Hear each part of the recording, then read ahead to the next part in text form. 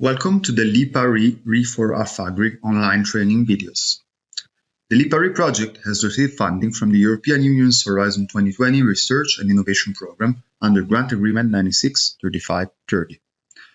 In this short video, we will provide a short introduction of the EMLET, the Multisectoral Latent Electricity Demand Assessment Platform. Along with other models, the EMLET is part of the RE4AFAGRi platform and is responsible for estimating the electricity demand along different sectors. Please check the other videos for a general assessment of the functioning of the RE4AFAGRi platform, as well as detailed information on the other models that are part of the platform. First of all, why assessing electricity demand? Well, because electricity is a key condition to enable socioeconomic and human development. It is a function of different sectors, such as the residential, but also productive sectors like the industrial and agricultural ones, as well as social and public services provision. It is also a function of different drivers, starting from population, of course, as well as economic development level and its growth over time, and the availability of infrastructure to provide a certain level of energy. Then it widely varies across space in terms of geography, land, urban rural areas, as well as it's affected by climate and so forth. And also it strongly varies along time. So the concept of seasonality along different periods of the year, as well as along different hours of the day.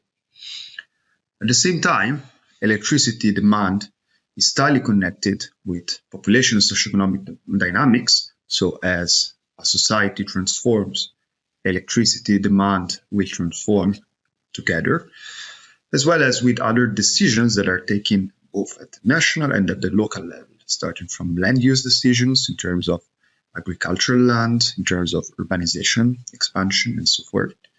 And also it is strongly connected with other sectors, and pivotally the water sector, if we focus on the agriculture demand in terms of pumping, water pumping and water supply, for instance. Finally, it bears a strong connection with climate change in both terms of adaptation needs, so using energy for adaptive purposes, and also in terms of mitigation change, so in terms of reducing greenhouse gas emissions and the related energy uses. Industrial and development policies also have a huge impact on electricity demand, due to the push that they can exert on electricity demand. In this context, as you can see from the RE4AFAGRi modeling platform general video, this modeling platform seeks to create a multi-model framework to analyze deficit requirements and optimal solutions for integrated land, water, agriculture, energy development nexus interlinkages in the context of developing countries. These four models representing these interactions are calibrated and softly linked, and EMLET, as you can see here from the top right corner, is the model responsible for estimating electricity demand into multiple sectors, and then its output feed into both electricity access assessment and integrated assessment of energy, water, and land in the next model. On the other hand, EMLET receives input from the water group model in terms of water needs and constraints that affect the electricity demand in the agricultural sector. So, what is EMLET exactly? EMLET is an electricity demand assessment platform that covers all main sectors relevant to energy system planning, actually to electricity sector. It models these in high spatial resolution and is suitable for making future projections of their evolution along different scenarios. At the same time, it has a specific emphasis also on communities where currently electricity supply infrastructure and access is lacking. So communities that live in a condition defined as latent demand. How does EMLET work? It exploits a series of methods, starting from geospatial data processing algorithms, but going down to also really appliance-based and need-driven modeling, so really a bottom-up fashion, starting from the local level and from granular information. And then it considers also stochastic variation in electricity demand when modeling different appliances. And it is overall based on a scenario logic. So it considers framework conditions of the economics, the demographics, and the climate pathways impact on future demand for electricity. How does the assumptions of EMLET are defined? How are they defined? Well, they have been discussed through years with a broad set of stakeholders from different countries, in Sub-Saharan Africa in particular, where the EMLET model is mostly suitable applied to. Also, it was enriched by a set of field visits to assess current patterns of appliance ownership and use, in particular in the residential, healthcare, and educational sectors in dispersed communities, rural communities. But also, it relies on an extensive review of the state of the art in the literature on electricity demand modeling, especially in the context of developing countries. And also it enables the user to consider needs-driven objectives. So objective to achieve certain minimum decent living standards in terms of access to certain appliances and certain energy use services. Specifically, 6 sectors are represented in the EMLET model, as you can see from the chart over here. The residential sector, where the demand of both households that already benefit from electricity access and those that will gain it or are expected or are wished to gain it in the future. So there is a specific consideration for the challenge of energy access in the EMLET model.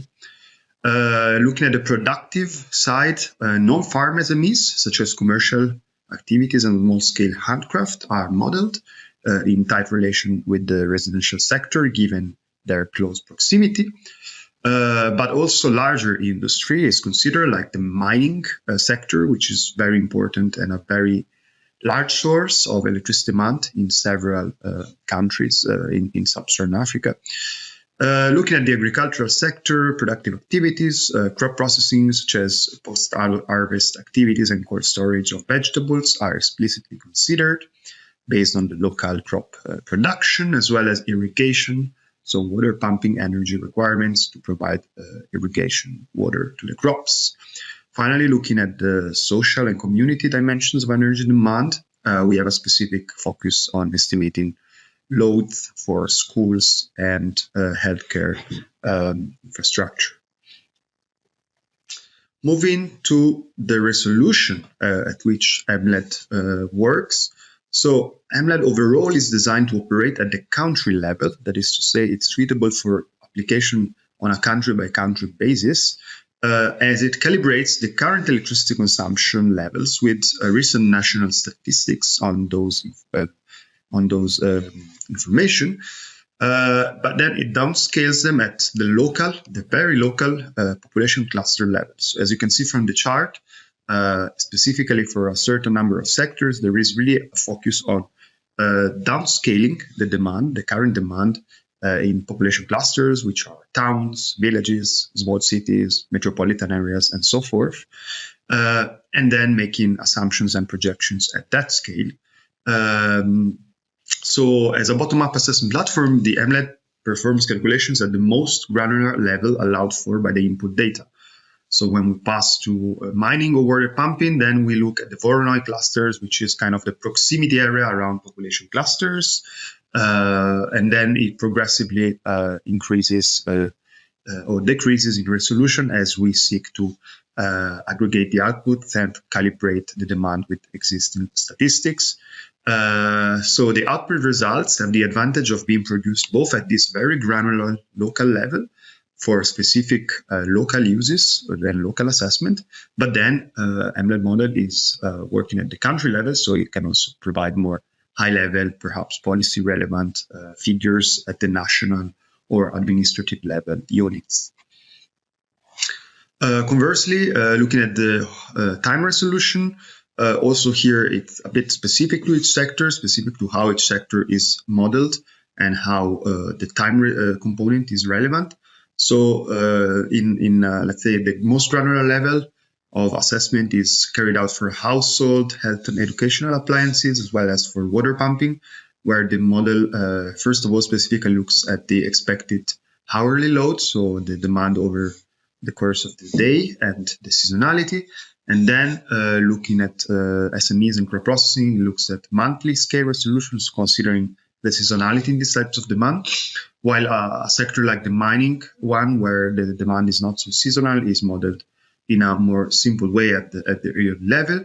And then outputs are aggregated, and so the model produces output at a time step, so aggregated outputs on a 10-year by 10-year evolution in the future, but with a monthly seasonality represented as a default output. So we can see for each 10-year time step what is going to be the demand in the different months of the year. In terms of software infrastructure, EMLET has a modular structure, as you can see from this chart, and it can be thought as disaggregated into 4 main type of modules. So we have the so-called back-end modules, where basically libraries, working directors, and technical parameters are defined. The user is required to intervene here to a very little extent upon the first configuration of the model to set the working environment and so forth, but then after the first configuration, not so much. Then the scenario model, which is really where the user is able to customize the run and the assumptions.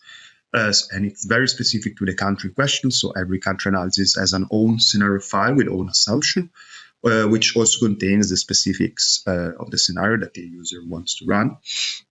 The modeling modules are those where the actual code performing the data and model operations to produce electricity demand estimates happen. Here, the user is not required to intervene unless the user really want to change it or take a closer look at the equations that generate the results of the model. And each sector has an own module here. And then finally, we have a set of scripts and tools to write the outputs and the reporting modules. So basically the results, the figures, the summaries of the model runs. In terms of software, hardware, and data requirements, EMLET has been developed and tested in a Windows 11 environment, but being based on the open source cross-platform scientific computing environment of R, it can also be run on Linux and Mac OS. It requires an internet connection because some information is retrieved from APIs on the internet. And being based on the R, it requires the R itself with a version 4 or superior, as well as a version of the RStudio integrated development environment to operate with the R and the code. The source code of the EMLET model is available on the RE4AFAGRi GitHub repository, which hosts the source code of the 4 models in the modeling platform, including the EMLET, and it's enriched by an extensive documentation on the installation as well as on the running and functioning of the EMLET model and the other 3 tools in the RE4AFAGRi platform. Specifically on the GitHub page, clicking on the wiki, there is really an extensive page-by-page guide on the other steps and underlying assumptions to better understand all the parameters that can be adjusted and so forth. In terms of the input data, there's another repository, is kind of a twin repository to the GitHub, which hosts the input data to the 4 models, including the EMLET. And in particularly, input data is prepared for a set of countries. For 5 countries is already pre-processed, so it's possible to simply download it and run the analysis. While if the user is interested in running analysis for additional countries, then I kindly invite you to check out the extended training videos that are also available. Specifically, we have an EMLET software installation procedure video, which step by step goes through all the requirements to set up the environment to have EMLET on your local computer, as well as a long format EMLET model introduction, running and tailoring video, which provides extensive information on how to run the model, also how to set up the environment in EMLET to consider additional countries which are not part of the existing countries bundles. Thank you very much from the RE4AFAGRi project, and please check out our videos.